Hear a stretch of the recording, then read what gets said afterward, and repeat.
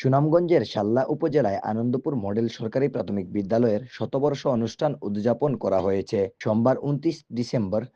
সারাদিনব্যাপী শতবর্ষ উদযাপন উপলক্ষে র্যালি, কেক কাটা, আলোচনা সভা, পুরস্কার বিতরণ ও সাংস্কৃতিক অনুষ্ঠান অনুষ্ঠিত হয়।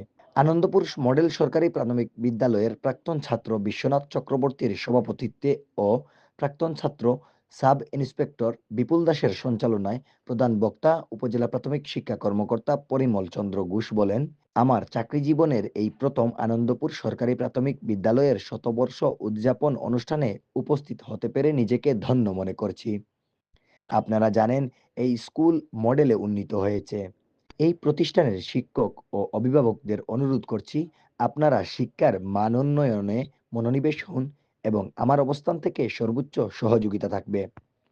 এছাড়াও অনুষ্ঠানে উপস্থিত ছিলেন উপজেলা প্রাথমিক সহকারী শিক্ষা কর্মকর্তা ও অত্র বিদ্যালয়ের ম্যানেজিং কমিটির সভাপতি তাপস কুমার রায়, দাতা সদস্য, বিদ্যালয়ের কর্মরত শিক্ষকবৃন্দ, শিক্ষার্থী ও অভিভাবকবৃন্দ, প্রাক্তন শিক্ষক শিক্ষার্থী, বীর মুক্তিযোদ্ধাগণ ও বিভিন্ন শিক্ষা প্রতিষ্ঠানের শিক্ষকবৃন্দ, জনপ্রতিনিধি সহ এলাকার সর্বস্তরের জনসাধারণ।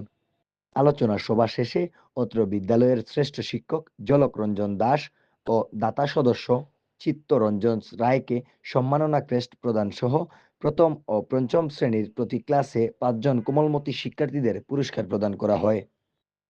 সাল্লা উপজেলায় আনন্দপুর সরকারি প্রাথমিক বিদ্যালয় মডেল এই সরকারি প্রাথমিক বিদ্যালয়ে আমি এই প্রথম শতবর্ষ পালন উৎসবে অ্যাটেন্ড করেছি। এটা আমার অত্যন্ত সৌভাগ্য এবং আমি এই বিদ্যালয়ে উত্তরোত্তর সাফল্য কামনা করছি।